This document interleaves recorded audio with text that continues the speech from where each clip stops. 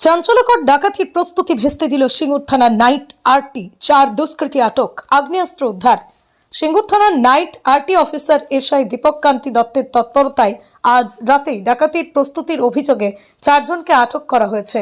আটক ব্যক্তিরা হলেন রাজকুমার মাহাতো বয়স 48, পিতা রঘুবীর মাহাতো, বিশাল কুমার বয়স 19, পিতা অনিল প্রসাদ, গুলশান কুমার বয়স 25, পিতা সুনীল সিং, রাকেশ কুমার বয়স 26, পিতা কৃষ্ণ মাহাতো।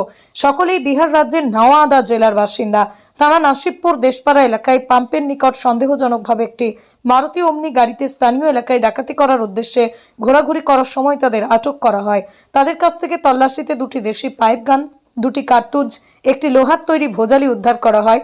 প্রাথমিক জিজ্ঞাসাবাদে ধৃতরা জানায় যে তাদের আরেক সহযোগী উপেন্দর যাদব, পিতা টুনটুনি যাদব, নওয়াদা বিহার ঘটনাস্থল থেকেই পালিয়ে যায়।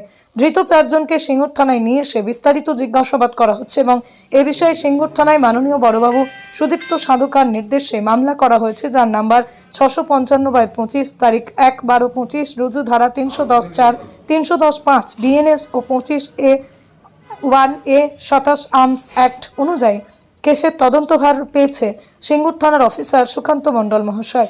ধৃতদের আজ চন্দননগর আদালতে পেশ করা হয়েছে এবং 7 দিনের পুলিশ রিমান্ড প্রার্থনার সাথে সিঙ্গুর থানায় দ্রুত কার্যকর পদক্ষেপে বড় ধরনের অপরাধ এড়ানো সম্ভব হয়েছে।